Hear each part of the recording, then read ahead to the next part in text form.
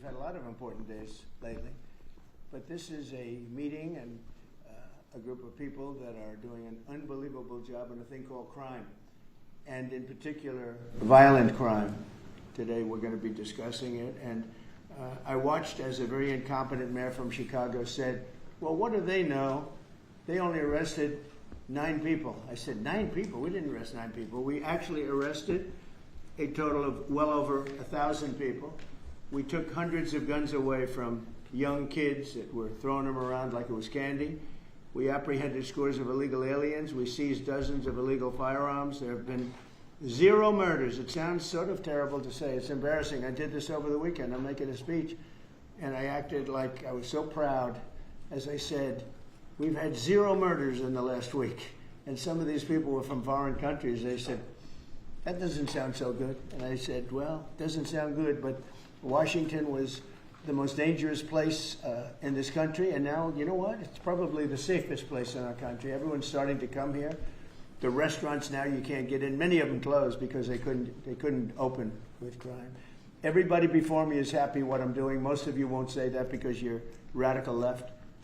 The newspapers are so dishonest. The press is totally dishonest, but that's all right. We've gotten used to it, and we won in a landslide, so they obviously lost their power. I mean, it's impossible to imagine that when you get 97% negative stories, purposely negative stories, even though you've done 97% positive things, that you could win an election in a landslide, winning all 7. Think of it, all 7 swing states, winning by the popular vote by millions of votes. We had it fantastic. The best is your districts. Out of 3,000 districts, I guess we won 3,500. We won 2,750, and they won 500. And that's, to me, the best of all. And we had tremendous in every way, the election. And it's hard to believe you can do that when you have a corrupt media. But many of you are corrupt, and it's nothing we can do about it. But we keep winning, and we're going to keep winning. And this whole story on crime is incredible that the Democrats wouldn't be with us. So the mayor of Chicago, I watched him this morning, he said, Trump doesn't know what he's talking about. He only apprehended 9 people. Well, number one, that's false. It's thousands. We'll get into that. But more importantly than anything, we took guns away. We have some of the worst career professionals out of the country already. They've been taken out of the country, and some are in solid confinement because these were killers. We arrested some very bad people. And in the last 11 days, again, I hate to say it because it sounds so ridiculous, but in the last 11 days, we've had no murders. And that's the first time that's taken place in years, actually years. We always have a murder a week. They call it a murder a week. You come here from Iowa, you come here from Indiana, you come here from Idaho, because you're so proud of your country, you love your country, and then you get murdered. Your son gets murdered, your daughter gets murdered, you get murdered. See the media, you get murdered. Many of you have been mugged in Washington, you just don't want to talk about it. And I know that every time I do this with you, you almost everything, but every time I do this with you, you people are saying to yourselves, he's right, and then you write a negative story. But we are doing an incredible job. The people behind me are amazing. We're working very well with the Washington police, as you know. The D.C. National Guard is unbelievable. We're also getting tremendous help from Secret Service. And we are at a point where Washington is booming again. People are pouring in like we haven't seen for years. Nobody wanted to come here. They didn't want to come here and get murdered. I have a friend of mine who has a very successful son. And I said, where is your son going to be this weekend? He said, he's going to Washington with his friends. I said, really? Yeah, he's wanted to do it for 4 years, but he couldn't do it because it was so unsafe. And he's a tough kid, too. It's so unsafe. And he ended up staying 3 nights, going out to restaurants all 3 nights. He said it was so beautiful, so peaceful, because all the criminals are either arrested or they're hiding, and we're finding the ones that are hiding. So I want to thank Pam Bondi. I want to thank our Vice President. I want to thank everybody standing behind me. Because they are really, Gaddy, you've been unbelievable, by the way. They have done an unbelievable job. They're working 24 hours a day. And Washington, D.C. is now in great shape. I'm going to be working with Clark Construction, which is by far your biggest construction company. And we're going to also beautify Washington. We're going to rip down the broken medians, fix them. We're going to put asphalt on the roads. We're not ripping them apart like these stupid people do. They rip a road down to the dirt, and then they spend 5 years in building the new one, and then it starts settling. The whole thing is so crazy. And they'll spend hundreds of millions of dollars on a road. I'll spend about $2, and it'll look better. So we're going to be replacing medians. We're going to be replacing much of the asphalt in the road, which in the city, which is in bad shape. We have great stripers. We have great contractors, but we have to let them do the thing. The Congress had said that they'll give us whatever money is needed to fix up the Capitol. This is the Capitol. And we're not going to spend a lot. It's going to go fast, and it will be spotless. And we want it spotless for the World Cup and for the Olympics. You saw the World Cup was here the other day. And come to think of it, there's your trophy for the World Cup. In fact, it's solid gold. That's actually solid gold, so heavy that some of the people in this room wouldn't be able to lift it up. I think what I'm going to do is place it right above the angel, right over there. That's solid gold, too. We're going to put it right up there. Look at that. There's a solid gold trophy. They know how to get to me, I like the angel better, to be honest with you. So we're going to sign, and then we'll take a few questions, and we'll tell you how good a job we're doing. We want to go from here to other places, but I was telling some of the people that in a certain way, you really want to be asked to go.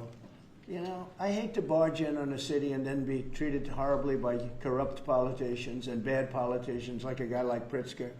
He ought to spend more time in the gym, actually. This guy is a disaster. Gavin Newsom's a disaster. When we went, we saved Los Angeles. You wouldn't have been able to have the Olympics in Los Angeles. You're barely able to have it now. They did lose 25,000 houses to a fire that should have never occurred because they didn't let the water come down from the Pacific Northwest, which you guys don't want to write about.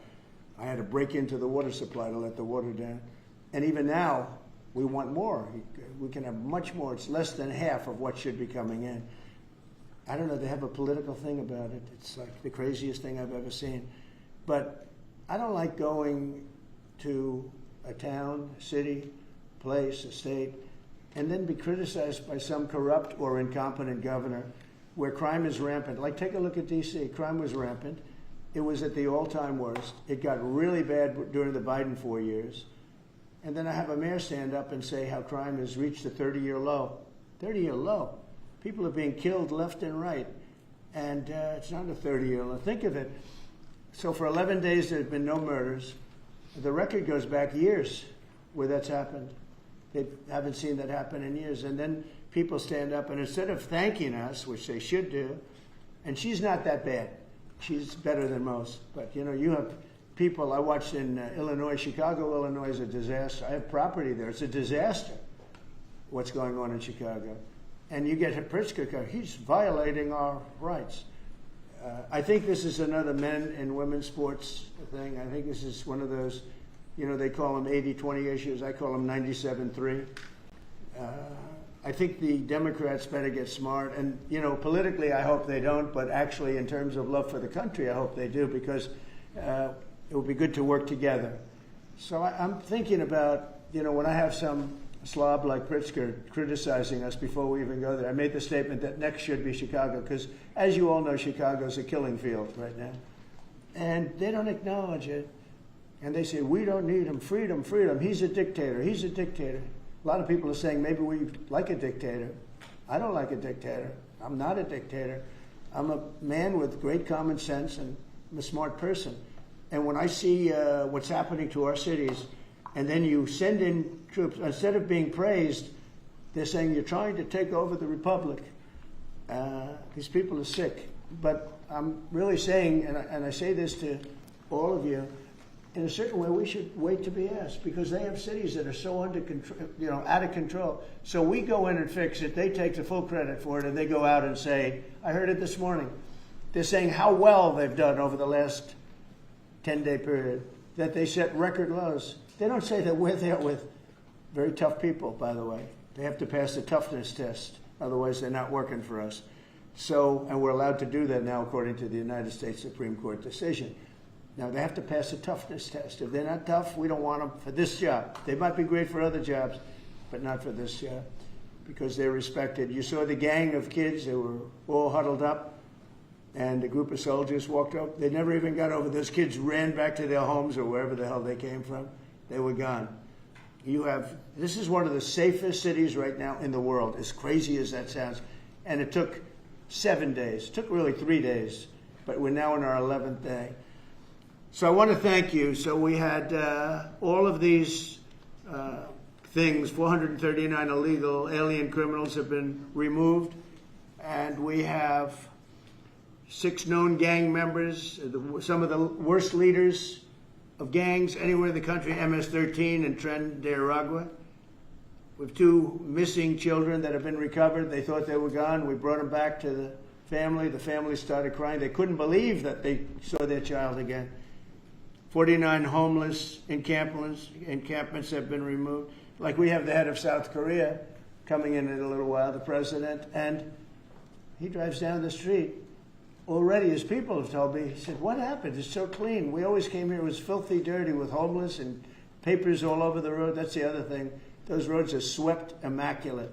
But they're going to be much better in a few months when we put a topping on them. They're going to look like they're brand new. We'll get rid of those rusty old medians that have been crashed into 1,000 times, and they don't fix them. They just let them, they lay them down on the road and they sit there for months. But we don't do that. We don't run things. We run things like we run this. We like clean, we like beautiful, we like safe, and that's what we're getting. So I'll start signing the executive orders. To me, this is a very, very big deal. One of the executive orders has to do with cashless bail. That was when the big crime in this country started. And I can tell you who did it, when, but I don't want to do that because others followed pretty quickly. But that was when it happened. Somebody kills somebody, they go in, don't worry about it, no cash, come back in a couple of months, we'll give you a trial. You never see the person again. And, I mean, they kill people and they get out. Cashless bail. They thought it was discriminatory to make people put up money because they just killed 3 people lying on a street. Any street all over the country, cashless bail. We're ending it, but we're starting by ending it in D.C., and that we have the right to do through federalization. Okay, let's go. Could I ask you to say exactly what this is? Of course. So as you've consistently identified, sir, cashless bail policies are a key driver of the disorder we see on city streets all over America. Catch and release system allows criminals to keep going back out onto the street and reoffending. What this executive order does, it charges your Attorney General with identifying jurisdictions all over the country that have cashless bail policies, and then it withholds or revokes federal funds and grants that are flowing to those jurisdictions to ensure that we're only supporting the people who have reasonable common sense policies around crime. So what area does it cover? Potentially anywhere that has a cashless bail policy. So some of the largest cities, some of the most left-wing states in America. Almost all of them, right? Illinois would be a great example of that, sir. Oh, they have a great cashless bail. You don't even have to go to court sometimes. No, Illinois, I love that state. It's a great state, but it's run so badly by Pritzker. They threw him out of the family business and he becomes governor. Now he wants to run for president. I don't think that's going to happen. Okay, we'll sign right here, right? Sir. So important. And this isn't Republican, Democrat. This is, and by the way, most Democrats agree with this. But this is just, we got to bring our country back. Okay? That's a big one. Also on the issue of cashless bail, sir, this is a D.C.-specific executive order. In addition to the measures that we're taking that are quite similar to what we're doing around the country, in D.C. in particular, the objective is holding as many criminal defendants in federal custody and subjecting them to federal charges as possible. That means that they'll be held pre-trial in federal jail as opposed to just being cut back out on the streets due to a cashless bail policy. Okay. And we have the room. And by the way, the prison they have in D.C. is horrible. It's horrible. People were subjected to live in that dog trap for so long, so unfairly. I have stories, you'll be hearing about them. That prison is horrible. Okay? This is an executive order that contains a number of additional measures relating to crime and law enforcement in Washington, D.C. It charges, for example, your Secretary of Defense with establishing specialized units in both the D.C. National Guard and the National Guard units around the country, specifically trained and equipped to deal with public order issues. It charges all of your various federal law enforcement agencies with hiring additional personnel to allow them to surge personnel to Washington, D.C. to deal with the current emergency here. It does a number of other things in that space, and it also asks the Attorney General to look at D.C. Metropolitan Police general orders that have currently impeded law enforcement efforts in the city, and to potentially look at unwinding those that are stopping the police from doing their job effectively. And are we going to ask this to be codified by Congress, all of these things? I think we could potentially, yes, sir. I think so. I think we should. I think we'll get it. I think Democrats will vote. Well, it's hard to believe that they might not, but I think Democrats will actually vote for this.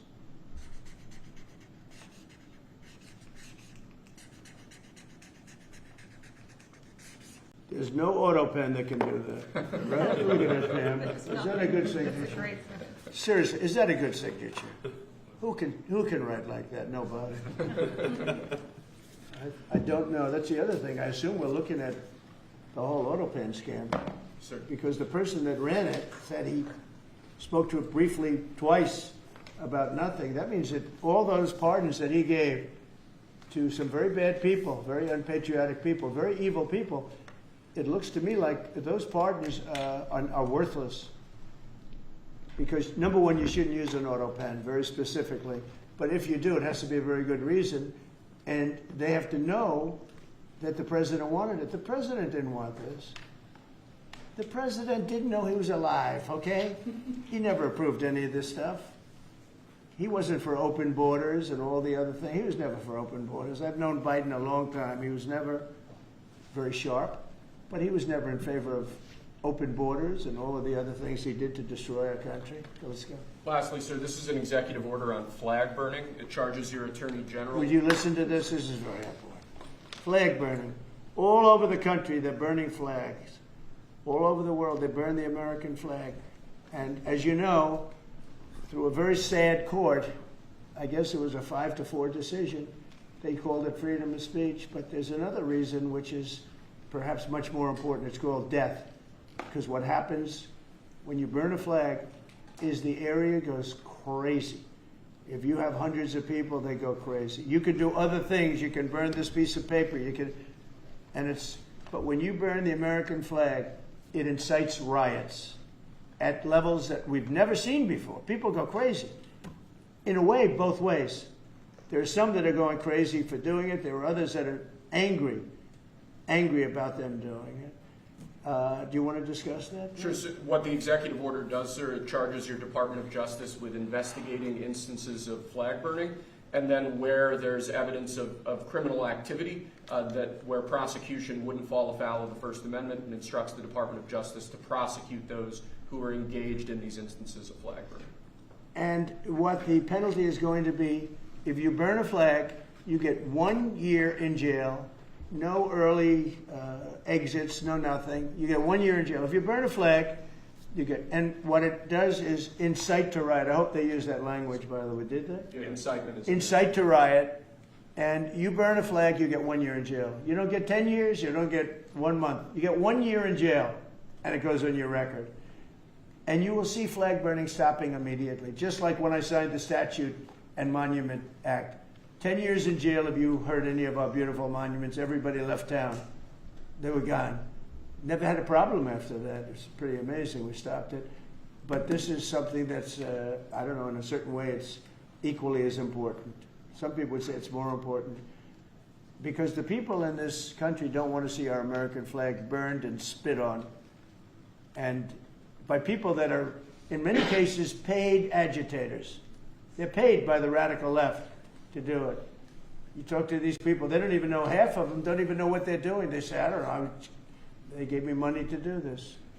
I see the same things that you do. They're bad people. They're trying to destroy our nation. That's not working, because I think our nation now is the most respected nation anywhere in the world by far.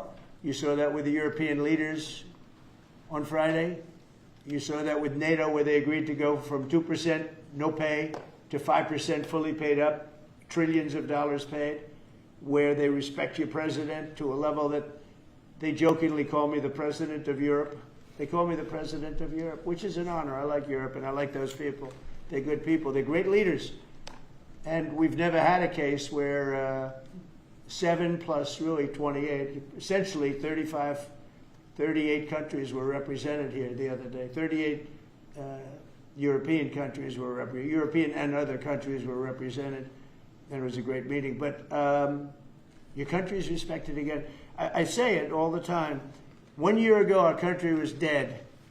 Everybody said it. We had a dead country. We were not going to survive. Now we have the hottest country anywhere in the world. So it's an honor to be involved. And this group has a lot to do with it, right behind me.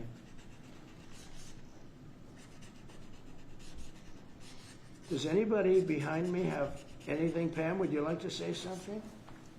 Sure, President. Thank you for keeping D.C. safe. You know, just a couple examples of a mother, a single mom, whose house was burglarized, and the defendant got out on cashless bail, went back the next night and burglarized her house again. That's why this is so important. A man got in a fight with another guy. He had a gun. He was let out. Next night, he got up, went back, and killed him. So that's why it's so important, President, what you're doing. And thank you for protecting the American flag. And we'll do that without running afoul of the First Amendment as well. And President, I think I think Gaddy Serralta had something he wanted to give you on behalf of all the law enforcement who are out there every single night. Yes. Thank you for putting me in charge of this surge as the director of the United States Marshal Service. It's the oldest law enforcement agency. It was created in 1789. So on behalf of all the federal law enforcement agencies that we're working with and those that have yet to join the team, we thought it was only appropriate to present you with an honorary United States Marshal Service badge. And this badge comes with this little item right here, which is a handcuff key, Mr. President, because you continue through your policies and your efforts with your staff to unhandcuff law enforcement officers all over this nation. And I can tell you personally that they thank you for that. Thank you. That's beautiful. So you can continue unhandcuffing law enforcement. That's a very great honor. I'll save that and put it someplace up, which is important. Thank you very much, Gary. Appreciate it. Thank you very much. Really nice. Thank you. That's very nice. Thank you. Well, we love those people. They're brave and they love our country, and they don't want to see it. Do you know how many people volunteered for this job? And before I ask the VP to say a few words, because he feels very strongly about it, I think it's very important, Pam, that when we do this, that a state required, they come and ask us. I mean, I see Pritzker saying, we don't want them. In the meantime, his city is being shot to hell. And they do that politically. And they probably do want it. If we didn't go to Los Angeles, you would literally have had to call off the Olympics. It was so bad. And the sheriff and the law enforcement people, but the sheriff said, and he came out very strongly, he said, if we didn't have these people, we were not able to control it. Now, 4 days later, after we had it totally under control, we did that quickly. He changed his tune a little bit. Well, I think we could have done it. They were dead. If we didn't send in the troops, Los Angeles was dead, the Olympics was gone, the World Cup was gone, everything was gone. We did a great job. And Newsom, he's an incompetent governor. But I think people should want us to be there, because otherwise all they'll do is complain as we do our job. So we'll have to think about that, okay? We go in, like in Washington, we go in and the people that are here that have been doing, I don't want to say terrible, because she happens, she's a nice woman, I guess. I don't care about if she's nice, I really don't care. I want her to do, I'd rather have her be horrible, but do the job. But we come into Washington and we have the 11 best days they've had here in 2 centuries. I mean, they've never seen anything like it. Let's go 2 decades. In over 20 years, they haven't seen anything like what happened. And now they're out there saying, we don't have crime in Washington. Well, that's true. For 11 days, you don't have crime. But before that, everybody was getting hit and mugged, and you people could not walk to your office without security. That's how unsafe it was. So I think we should really let them have their city, let their city go to hell, and when they come and beg us to help. The only problem is we want to save it for the people, because the people want us there. The people here, 95% of the people here want us. The real people, not the people you find on, I don't know where you find these people. You have one person has a broken nose. Where'd you get it? Well, I was mugged. Good. Do you want to see Trump here with? No, I don't want. The woman has a broken nose. She got mugged. But she's saying she doesn't want any protection. It's all made up fake news. It's just fake news. I don't know where you find these people. Anyway, would you say a couple of words, please? And then I'm going to ask JD to say something. You have done an unbelievable job in a short period of time. Thank you, Mr. President. Highly recommended by you know who, right? Yes, sir. Do you want to say his name? Mr. Youngkin, Governor Youngkin. Yes, sir. We stole you from He Governor called Youngkin. me. Right. He called me. Glenn Youngkin called, and he said, "I have somebody who's really fantastic." And based on that recommendation, here you are. You've done a fantastic job. I appreciate it. Thank you, Mr. President. Thank you. Go ahead. The men and women of the Metropolitan Police Department are back. They enjoy doing their job again. They feel the ability to go out and be law enforcement officers. They feel that they're connected to their communities again. They are making a difference. Thanks to you, Mr. President, and our federal task force, you are making D.C. safe once again. Thank you, sir. It's going to get better and better. Well, it can't get much better. There's no crime. I read where crime's down 89%. I said, really? Who are the 11%? Okay? There's no crime. JD, please. Yes, sir. Well, thanks, Mr. President. Thanks to the incredible team here. You know, I want to echo something the President said where you say there haven't been murders in a couple of weeks in D.C., and it doesn't sound good, but then you talk to local law enforcement, and I didn't realize that this town averaged one murder every other day for the last 20, 30 years, which means that in 2 short weeks, the President and the team have saved 6 or 7 lives, people who would have been killed on the streets of D.C., who are now living, breathing, spending time with their families because the President had the willpower to say, no more. We're not going to give the streets of D.C. over to vagrants and robbers and murderers. And the last point I want to make, sir, to your point about we want people to welcome us, to ask us, because look at Governor Pritzker in Illinois, or Governor Newsom in Los Angeles, or Governor Moore in Maryland.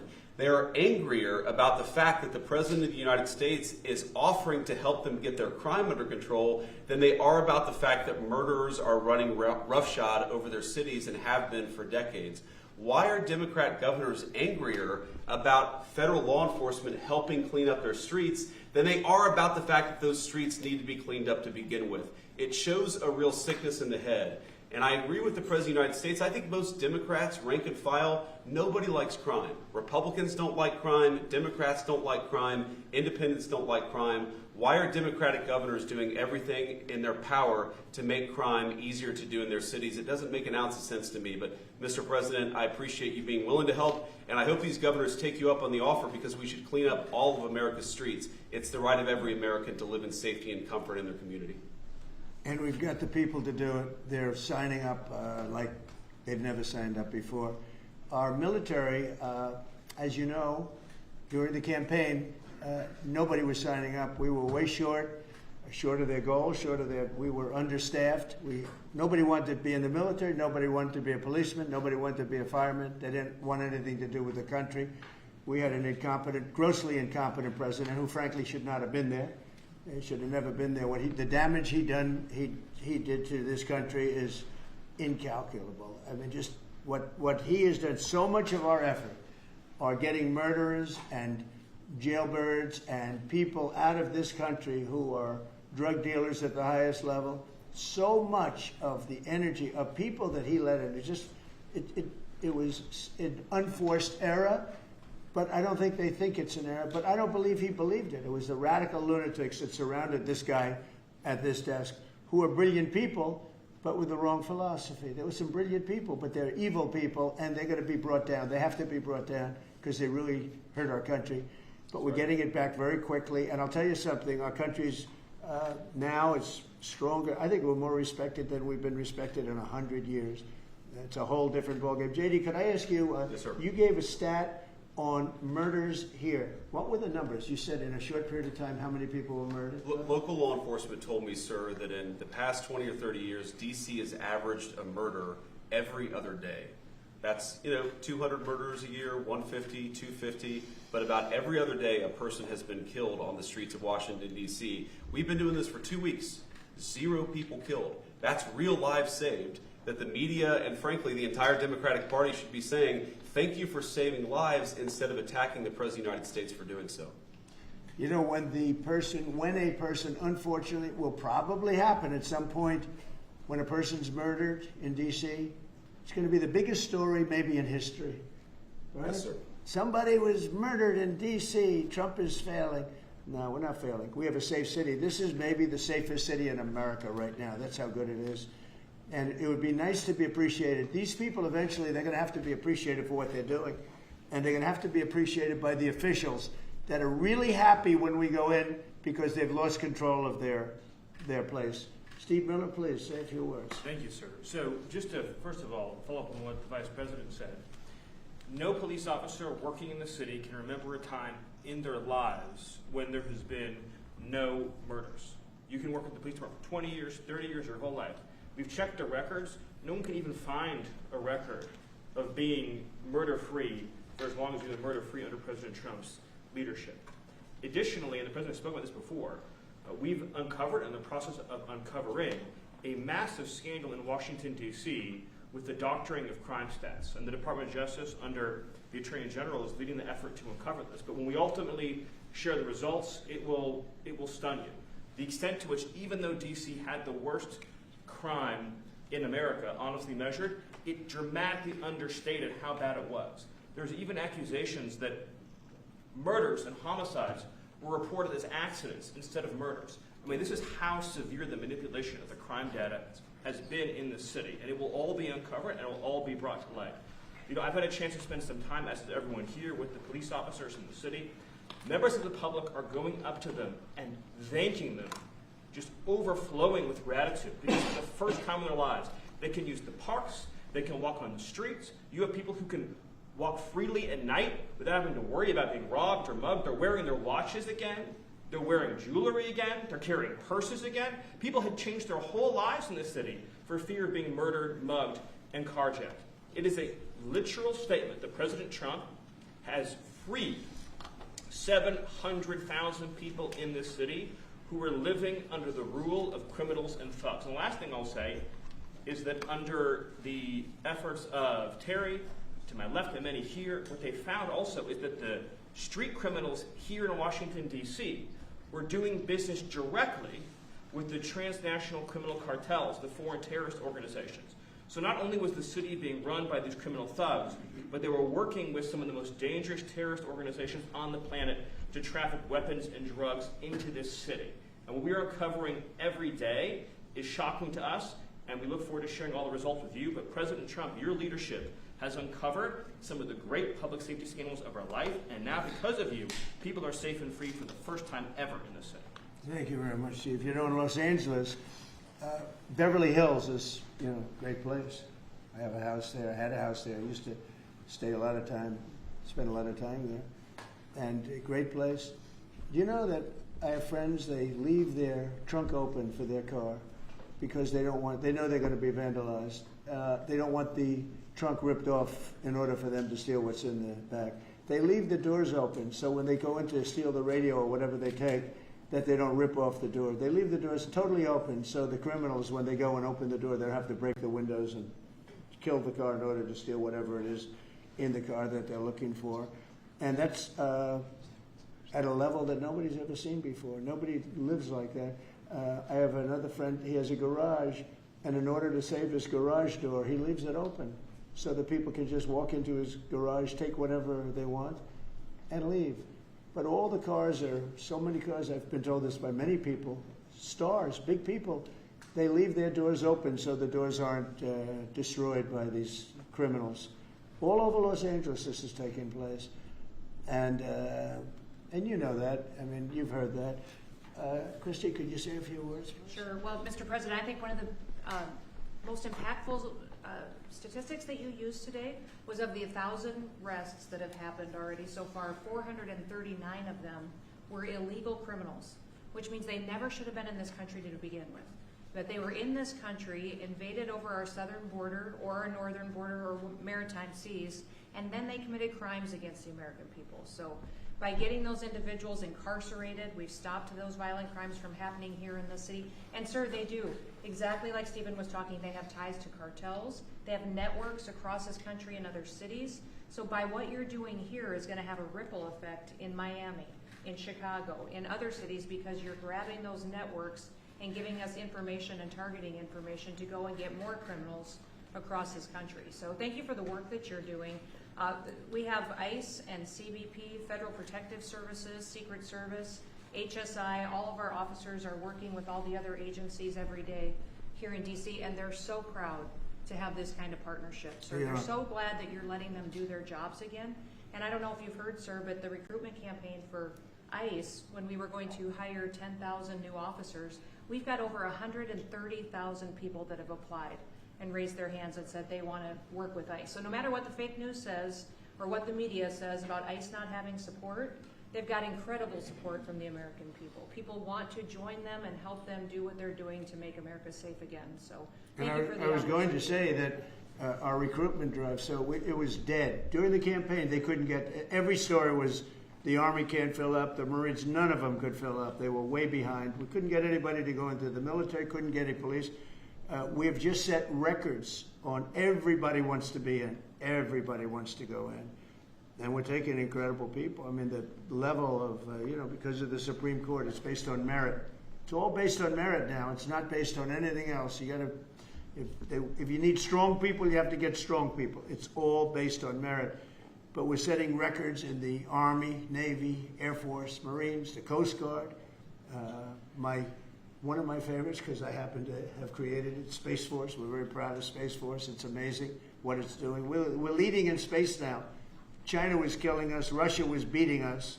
China was killing us. We're now killing China. We are leading in space by a lot because of Space Force. So we're very proud. But everybody wants to go in. We went from not, and you know how bad that is for the spirit when every story that you were writing a year ago was that nobody wants to go into the military anymore. And if you're in the military, you know how deflating that is? You go home to your family. Nobody wants a job that you have. Well, now it's the opposite. Everybody wants to be there. And that includes police and fire and everything else. You're doing a good job. Thank you, sir. You're stopping a lot of wars. just the presence we're stopping.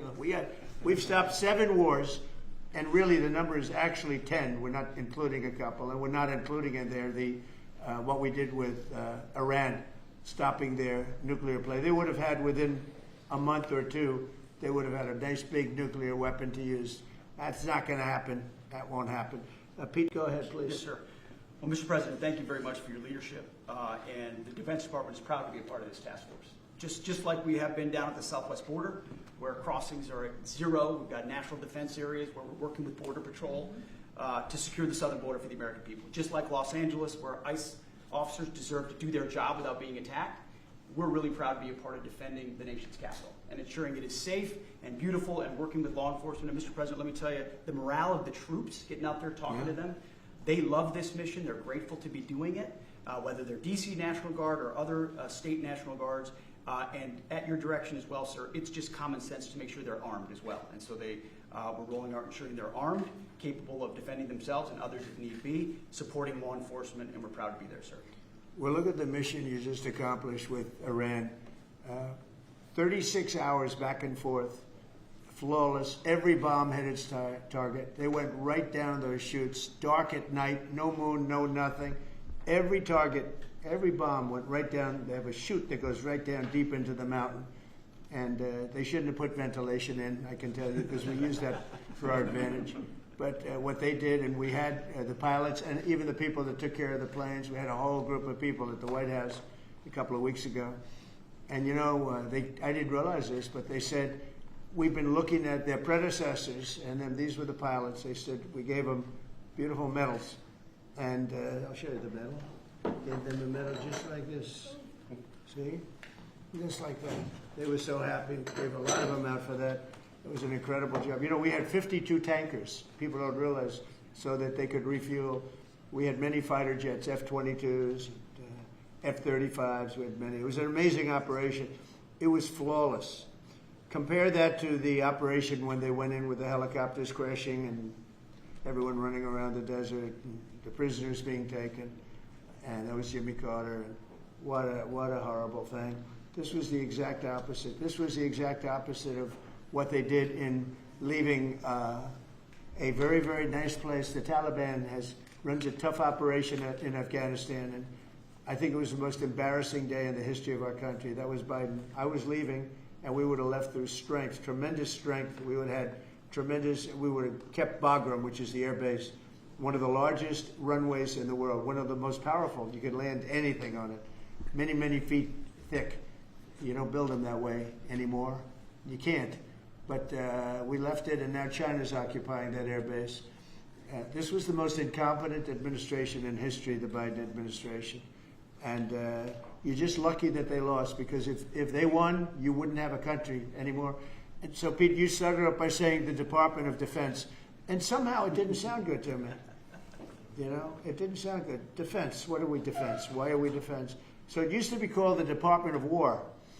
And it had a stronger sound. And as you know, we won World War I, we won World War II, we won everything. Now we have a Department of Defense with defenders.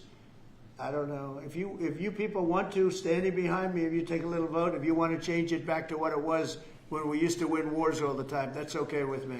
All right? That's coming soon, sir. You let me know if you want to do it. I think Department of War. It just sounded bad. He said, sir, on behalf of the Department of Defense. Defense. I don't want to be defense only. We want defense, but we want offense too, if that's okay. So you'll make a decision. But, you know, as Department of War, we won everything. We won everything. And I think we're going to have to go back to that. In the meantime, I've stopped all of these wars. I've stopped them. A big one would have been India and Pakistan. But we stopped them all. We stopped 3 wars. Go to Africa. They like to say, oh, you know, I love black people. And I did great with the vote with the black people. But they say he's a racist, he's a racist. I said, really? For 35 years, a war raged between Rwanda and the Republic of the Congo. And it was a vicious war. 9 million people were killed with machetes, largely. Hatchets, machetes. That went on for more than 30 years, but 34, 35 years. And I stopped it. In fact, the presidents are coming in a week or two to sign. We have the foreign ministers, it's all signed, the war stopped. But I got it stopped and saved a lot of lives. The Congo, that's deep into deepest, darkest Africa. I got that war stopped. Nobody else could have done that. We did a lot of jobs. We did a lot of wars were stopped that nobody thought would even be possible. And I'll tell you what, the war with India and Pakistan, that was the next level. That was going to be a nuclear war. They already shot down 7 jets. That was raging. And I said, you guys want to do trade? We're not doing any trade. We're not doing anything with you if you keep fighting. You got 24 hours to settle it. They said, well, there's no more war going. And I used that on numerous occasions. Trade, I used I used whatever you had to use. But we got 7 of them stopped. And the one I thought would be easiest, frankly, was going to be Russia and Ukraine. But that turns out to be some big personality conflicts. It's one of those things. But we're going to get that stopped eventually. We're going to get that stopped too. 7,000 soldiers died last week. Think of that, 7,000. I usually say 5,000, but 7,221 soldiers died last week in the fight between Ukraine and Russia. And they're not our soldiers, but they're souls. They're living souls, and they leave their homes, and they wave to their parents, and their parents are so proud as they leave in a beautiful uniform, and a week later they get their head blown off by a drone. New form of military. It's a whole new form of fighting. So I would just like to thank the people that are behind me. Thank you very much. You've done a fantastic job. I appreciate it very much. We're doing a real job, and I'm so proud of DC. I passed it 2 days ago, and all the garbage is off the streets. It's terrible. I came in a month and a half ago, I'm driving down and I see garbage all over the place. The streets were a pigsty, like I won't use the city's names, but you know what I'm talking about. There are plenty of them outside of this country and inside of this country. Baltimore is a horrible, horrible deathbed. It's a deathbed. I know Governor Moore said, oh, he wants to take a walk with me. He meant it in a derogatory tone. I said, no, I'm the President of the United States. Clean up your crime and I'll walk with you. But it's tremendous crime. But he was trying to be derogatory. He doesn't have what it takes. But he's trying to be derogatory. And I met him at the Army-Navy game. They said, oh, there's Governor Moore. He'd love to see you. He came over to me. He hugged me, shook my hand. You were there. He said, sir, you're the greatest president of my lifetime. I said, but it's really nice that you say that. I'd love you to say it publicly, but I don't think you can do that, so it's okay. But no, sir, you're doing a fantastic job. I want to just shake your hand. Thank you very much, Governor. That was it. And then every time I see him on television, he's knocking the hell out of me. So, but that's all right. That's called politics. But Governor Moore's he's doing a bad job. Newsom's doing a bad job. All of their potential candidates are doing a bad job. I can't imagine Pritzker being even a candidate, but somebody said he is. He can't do the work, can't do the job. He's not temperamentally suited. So I just want to thank you all for being here. Do you have some questions? Yes, sir. Is the Pentagon, and maybe the Secretary of Defense can weigh into, is the Pentagon preparing for military deployment to Chicago? And with what you said there, are you waiting for the government? We're ready to go anywhere. We have a full complement of great human beings. We're full. You know, our military is full. We were way empty 1 year ago. Now we're full. So we can go anywhere on less than 24 hours notice. Are you waiting for the government? And we're doing a lot to interdict to stop drugs from coming in too. We have ships out on sea. You know, we have nobody coming through our border anymore. Nobody. Doesn't that feel good to know that you don't have prisoners coming in and, you know, killers, murderers? We had 11,888 murderers come in, led in by the Biden administration. Many of them have been captured, but we still have a couple of thousand that are out there. Some of them, 50% of them killed more than one person, okay? But a lot of them have been captured. What they've done to our country, these people that circle this moron that we had behind this desk, what they've done to our country is unthinkable. It's unthinkable. I mean, if you think so much of our time is devoted to correcting a problem that all they had to do is say, close the borders. Remember when he said, well, I have no power to close the border. I have to go back and get an act from Congress. I didn't get an act from Congress. I came in, I said, close the borders. And Tom Homan, who's not here, has been fantastic, Christy, right? Yes. Tom Homan is great. He's a fantastic man and respected by everybody. But I said, Tom, close the borders. Christy, close the borders. The borders were closed. We didn't go to Congress and get permission. We just closed the borders. And in the last 3 months, hard to believe this one too, in the last 3 months, we've had 0 people come into our country illegally through the southern border. Nobody would have said that's possible. Yeah, please. Thank you, Mr. President. Today, MS-13 gangbanger and human trafficker Kilmar Abrego Garcia turned himself into ICE in Baltimore. Do you have any comment on this? And why are the Democrats so emotionally attached to this man who beats his wife and is part of a terrorist organization? Because they think he's going to be good for votes, and I think he's very bad for votes. These people are deranged. He's not good for votes. He beat the hell out of his wife. His wife is afraid to even talk about him. She's been mauled by this animal. And, you know, through a system of liberal courts, you know, he's doing things. But, no, we have that under control. And Pam has got that very much under control. Do you want to comment on it? No, we've got him under control. He will no longer terrorize our country. He's currently charged with human smuggling, including children. The guy needs to be in prison. He doesn't need to be on the streets like all these liberals want him to be.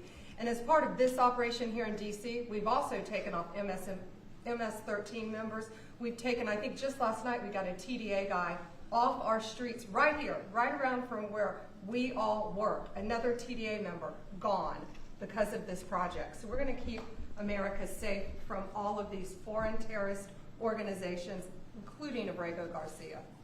Okay? Mr. President, If we could get your reaction, sir. The Israelis bombed a hospital in Gaza, killed 20 people, including 5 journalists. When did this happen? This happened overnight, today. I didn't know that. Any reaction to this? Well, I'm not happy about it. I don't want to see it. At the same time, we have to end that whole nightmare. I'm the one that got the hostages out. I got them out. All of them. Steve Witkoff has been amazing. He's done a great job. But I'm the one that got them all out through my people and through me. And now we're left with probably a little bit less than 20 because I think 1 or 2 are gone. And I said a long time ago, I'm going to get them out. But when we get down to that final 10 or 20, these people aren't going to release them because they're dead after they release them. So it's a nasty situation. Very nasty, horrible thing.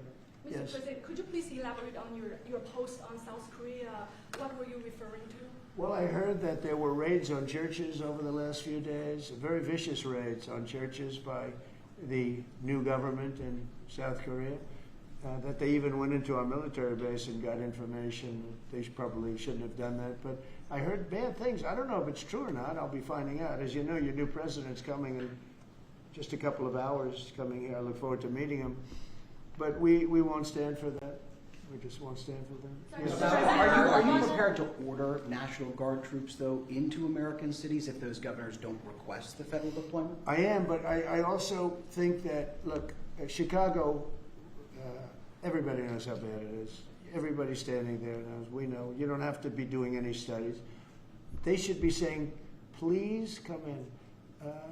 Pritzker should be saying that. You know, I did a favor for Christy Whitmer, a good favor, I think, with the fish, the carp, the China carp. Did you ever hear of it? China carp. And it's taken over your Great Lakes. You know about that, right? And she came and she wanted to know if it's possible for us to do something about it. And I said, well, I'll do. But I think it's appropriate that the person from Illinois, the governor from Illinois, asks also. It's a tremendously expensive project, actually. It's invasive. It's horrible what's happened. And we can do it with GSA and various people. But we can do it. We're going to just have to see what happens, okay? We're going to have to see what happens. But You have the legal authority. But the governor of Michigan came, was very respectful, asked for it. She's done a good job. I did that. I opened the Air Force Base, kept it open for F-35s and various planes, F-22s too. I did that for the state of Michigan at her request. And I will, and also at our congressmen. We have congressmen that are unbelievably pro-Michigan up there. But some of this stuff, like the lakes, the Great Lakes, this is a big problem that nobody ever talks about. Most of you probably have never heard of. We have a pretty violent fish that comes from China, China carp, Chinese carp. And you see them jumping out. They jump into boats and they jump all over the place. They've got a lot of energy. And there's a way of getting rid of them. It's very expensive. And I didn't get a request from the governor of Illinois, who is affected maybe more than anybody else, right? And I think until I get that request from that guy, I'm not going to do anything about it. And I feel the same way about crime. We go in, we will solve Chicago within 1 week, maybe less, but within 1 week we will have no crime in Chicago, just like we have no crime in D.C. But, I don't like to go in and do it and then have somebody stand up and say what a great job he's doing on crime. And we don't want the military in our state. We don't want the military. Do you understand? Do you understand that? Yeah, these governors will say. So I don't know. So we're going to have a little meeting. I think, I feel like we go in and we do it, like here.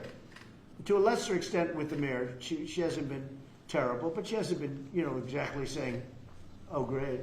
She did say last night, I heard her say that, well, we really don't want the military in D.C. Well, that's, not very nice, I guess. That's a little bit of a hit. But she's not as bad as some. We saved Los Angeles, and all we did is get criticized by this idiot that's running the state into the ground, right, where people are leaving. He should be thanking us, and he should be requesting us to be there. And the governor of Illinois should be. Chicago's a disaster. And the governor of Illinois should say, President, would you do us the honor of cleaning up our city? We need help. They need help. They need help. So But you without that request, We may wait. We may or may not. We may just go in and do it, which is probably what we should do. The problem is, it's not nice when you go in and do it and somebody else is standing there saying, as we give great results, say, we don't want the military. They need help badly. Chicago desperately needs help. Just look at the crime statistics. Look at the statistics that JD said about, even I didn't know it was that bad. That's terrible. But all I know is we're being celebrated because we went an entire week. Now it's 11 days. We went an entire week without a murder. And I said, boy, that sounds terrible. I didn't know how to, I actually made a speech. I didn't know how to say it because it's a great number. It's a great thing. But it sounds so bad. I mean, supposing you're from a foreign country, which is properly run, and they don't have murders and things, right, so much, or in some cases virtually at all. And you have somebody saying, I'm proud to announce that nobody was murdered in the capital of the United States this week. It sounds terrible. Well, but Mr. President, Gavin Newsom, you've mentioned Gavin Newsom on crime. Gavin Newsom, yes. Is there a federal mechanism you're hoping to use to fight back against his redistricting constitutional amendment, or is that Well, I think I'm going to be filing a lawsuit pretty soon, and I think we're going to be very successful in it. We're going to be filing it through the Department of Justice. That's going to happen. And we're also going to be filing a lawsuit on blue slipping. You know, blue slips make it impossible for me as president to appoint a judge or a U.S. attorney because they have a gentleman's agreement. It's nothing memorialized. It's a gentleman's agreement that's about 100 years old, where if you have a president like a Republican and if you have a Democrat senator, that senator can stop you from appointing a judge or a U.S. attorney. In particular, those are the two, I guess anything, but those are the two that are very important. So we have numerous states where we have unbelievable people. Now, Jay Clayton was just approved in the Southern District, but he was so good. He was a top student, top schools, top everything, went to Sullivan and Cromwell, became the head of Sullivan and Cromwell, came down here, was Securities and Exchange Commission, ran it for 4 years during my term, like impeccably, beautiful job. He did an incredible job. And we went to court, and the judges, Democrat judges, voted that he can. That's the only way you get by it. But generally speaking, you can't do that because you'll have judges from the other party. So Jay Clayton just got approved, and he's in, but he didn't get approved by the senators. He got approved by the court system in New York, which was a great thing. And I had a big victory in New York, I might add. I saved myself $500 million with a fake, corrupt attorney general, a really corrupt person with a corrupt judge who was disgraceful, and they're being mauled right now by everybody. It's so corrupt, and it kept business out of New York. Stuff like that. But the appellate division vacated all of that stuff that you read about, and we're going to do a big number on that whole thing. You can't have a corrupt court system. You can't have that. You have to have borders, and you have to have a free press. Otherwise, you don't have a country. But you'll be hearing about the blue slipping, because if you have not, you don't need two senators. You just need one Democrat senator with a Republican. The only person that I can get approved are Democrats or maybe weak Republicans, but we don't want that. But the only person I will be able to get approved in any of those states where you have a Democrat will be, I can't get a U.S. attorney. I can only get a Democrat U.S. attorney.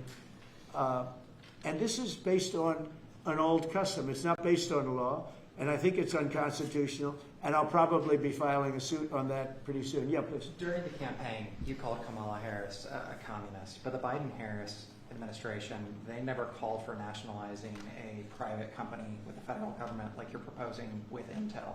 What do you say to some who say this is a bit hypocritical, and is this the new way of doing industrial policy? Yeah, sure it is. I want to try and get as much as I can. If people come in and they need something, as an example, as a real estate person, if I have an agreement and I have any form of a stopgap where I can stop somebody from doing something, right? I have a covenant in an agreement, and they come to me and they say, would like you to would like to do something, but you have us restricted.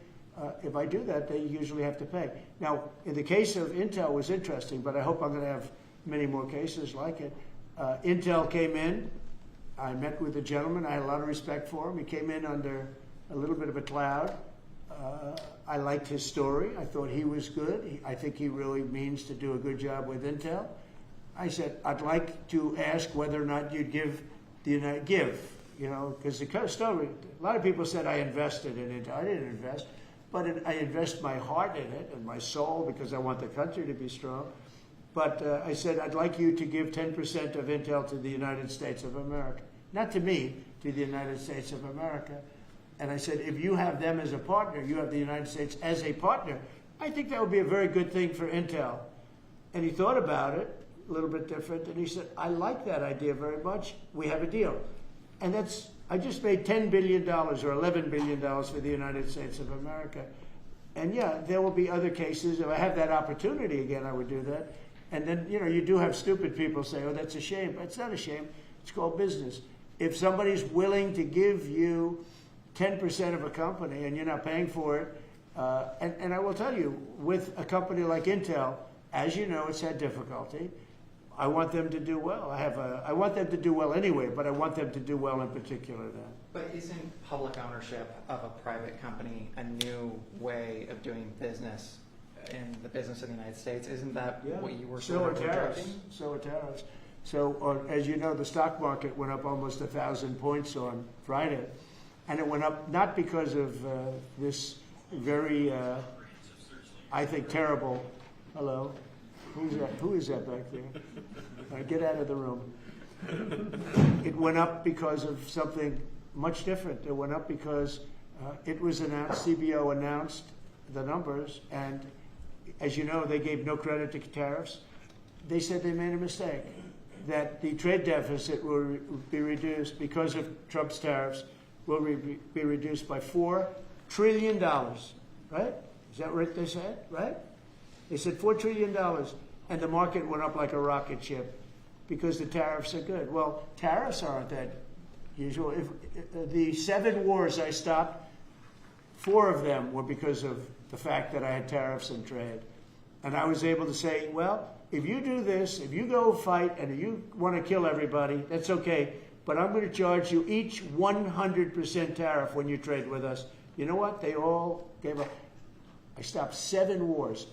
Numerous of them was because of tariffs. So, you never knew the word tariff. It didn't exist really, essentially, in this country until actually in the 1870s up till 1913 it existed. And we were the richest country. We were richer then, proportionately, than at any time in the history of our country. And then, stupidly, in 1913, they said, let's go to the income tax way of life. Let the people pay instead of foreign countries. No.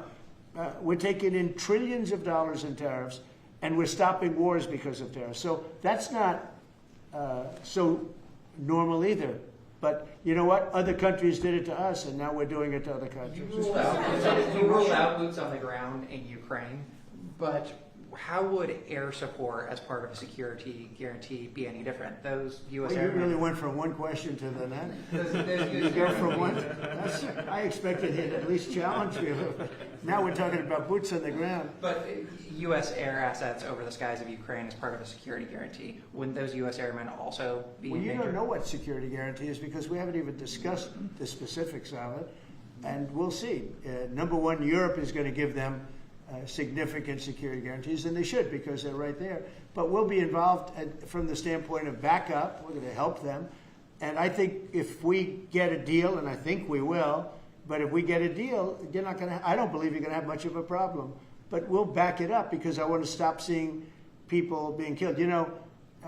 When Biden was here, he gave $350 billion.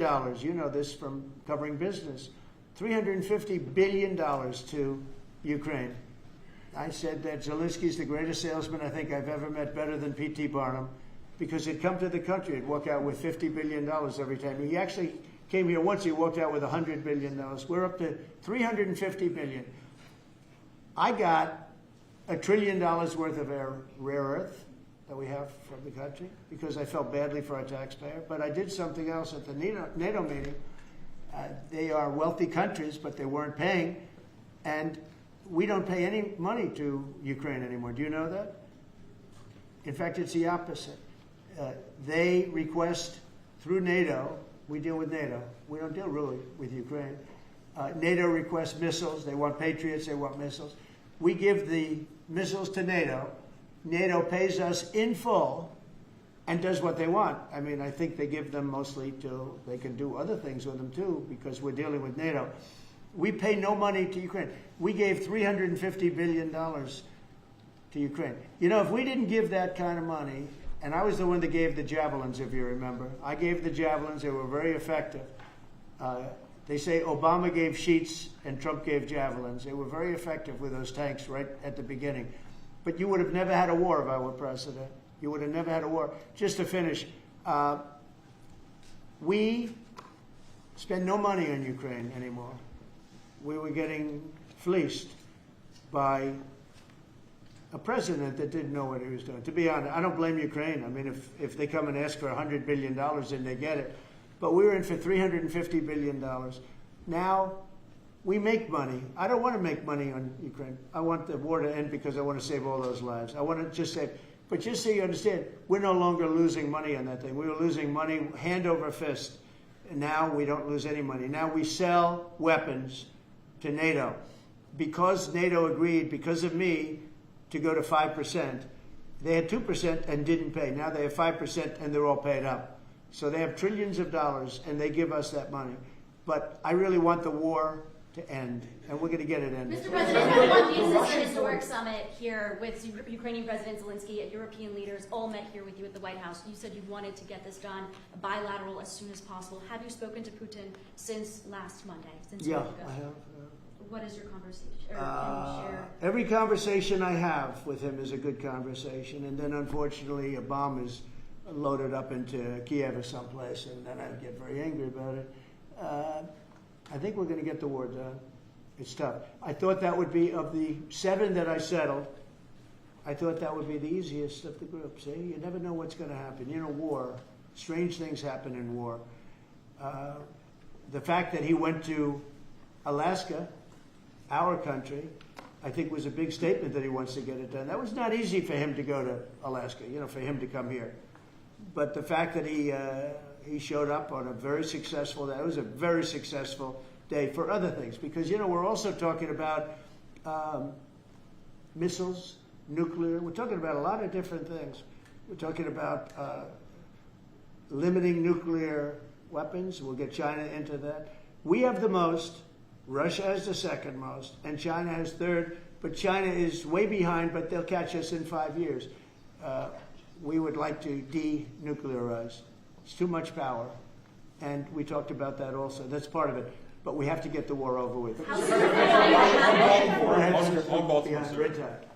Thank you. On Baltimore, you said that you are going to have to reconsider bridge funding. Is that contingent on Westmore cleaning up the streets? No, we were very generous to him on a bridge. You know, a boat ran into a bridge and the bridge came down like I've never seen anything. The boat was just, it just shows you the mass of that boat, the power of that boat.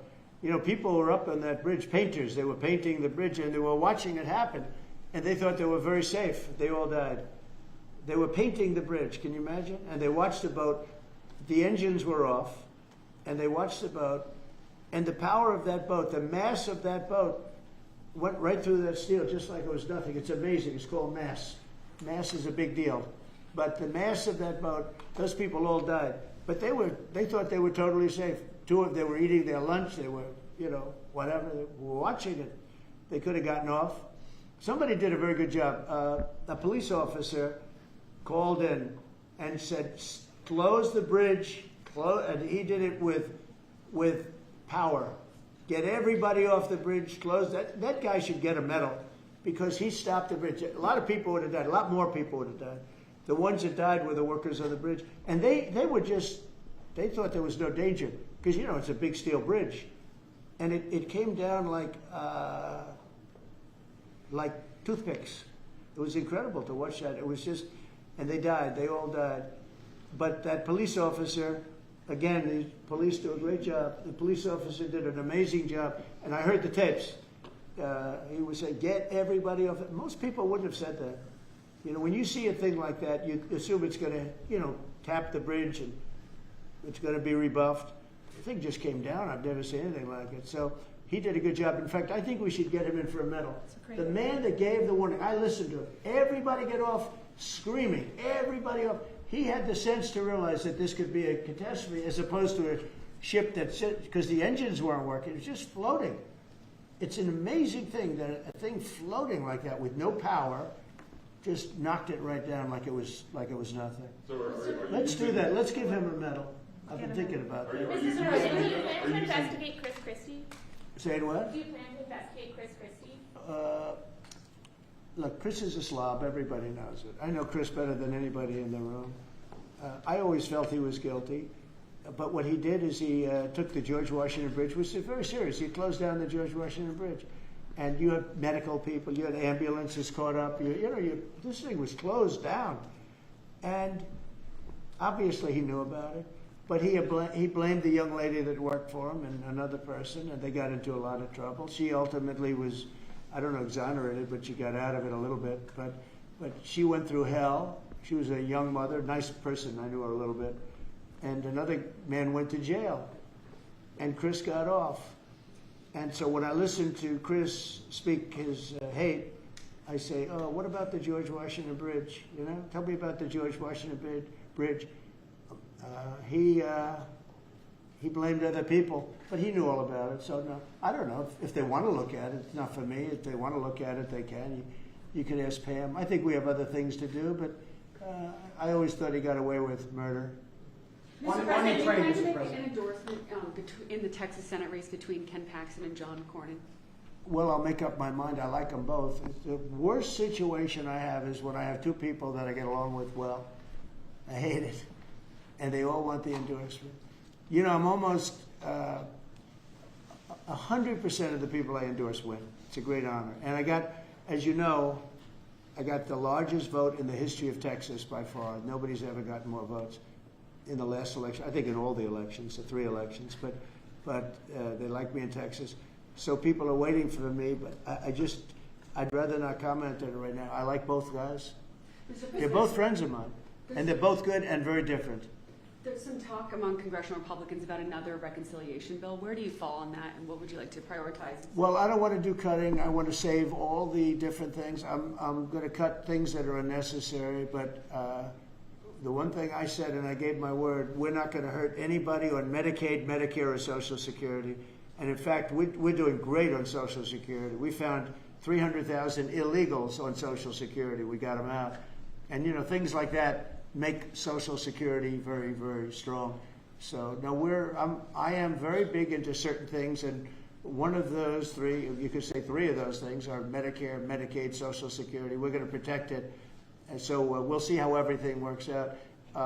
If we're talking about rescissions on other things, I'm always open to cost cutting. If we can cost cut, I like it, but nothing's going to happen to medical. We have something coming up, favored nations, where I'm going to be reducing drug prices by 1,500% where a pill that sells in Germany for $10 costs $150 here because of the bad price. And I was all set to do it, and then we had the COVID come up, and I had to focus on that because we had the greatest economy in history my first term. I will tell you that we are going to be doing numbers on the cost of drugs in this country that I'm not talking about a 20% decrease, which would be great. I'm talking about 1,000% decrease. We're talking about where a product would sell for $80 in Germany and $1,300 here.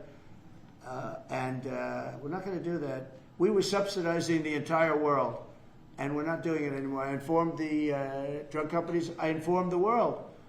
And if the world wants to, if countries in the world don't want to go along, then I'm going to put tariffs on those countries, and we'll make more money. But they have to go along with it. So this is moving along rapidly. Dr. Oz is in charge, Bobby's group, and they're doing very well. And we're getting great cooperation from the drug, because the drug companies know it's unfair. You know, for years they'd say, well, we had to do research, and we had to do. I said, I don't care. You had to do research for these other countries also.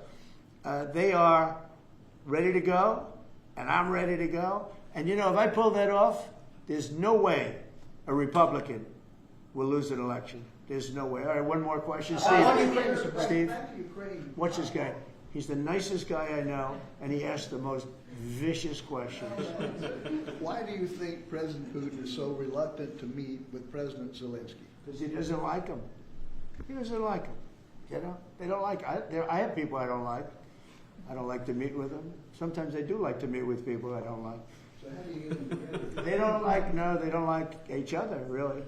And if we had a real president instead of a guy that got in there with a fraudulent election, if we had a real president, that war would have never happened. Putin actually said, he said, if Trump were president, it wouldn't have happened.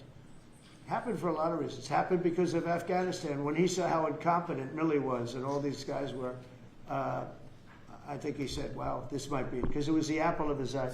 It would have never happened if I were president. Mr. President, you have built relationship with Russian leaders and also North Korean leaders. As they are getting closer, how would that affect your diplomatic approach? Well, I have very good relationships with Kim Jong-un, North Korea. I mean, a lot of people would say, oh, that's terrible. No, it's good. In fact, someday I'll see him. I look forward to seeing him. He was very good with me. We had 2 meetings. We had 2 summits. We got along great. I know him better than you do. I know him better than anybody, almost, other than his sister. His sister knows him pretty well. No, I know him well, and I got along with him. You know, I'm not supposed to say I really like him a lot, because if I do that, I get killed in the fake news media. But I got along with him very well, and we had no problem. If at the time Hillary Clinton won the election, you would have had a nuclear war. You would have had a nuclear war. We're not going to have a nuclear war. Once that happens, it's over. We're not going to have a nuclear war. No, but Kim Jong-un will meet at some point. I look forward to it, actually. But you notice that since I came into office, you haven't had a problem with him. It hasn't been, you know, he tests lots of rockets. He does have great capability, I will say that. But I think a lot of good things are happening for our country, a lot of really good things. And the thing we're here today to talk about is crime, and specifically in D.C. I am so proud of what these people, every one of them, what they've done in D.C., because to literally stop crime on a button. I'd walk down that street right now. If I were, friends of mine are going out to dinner now. They haven't gone out to dinner in 4 years. They were petrified. Half the restaurants closed because nobody could go because they're afraid to go outside. Now those restaurants are open, and new restaurants are opening up. It's like a boom town. It's a great thing to see, and I'm very proud of the people behind me. Thank you very much, everybody. Thank you, guys. Thank you, guys.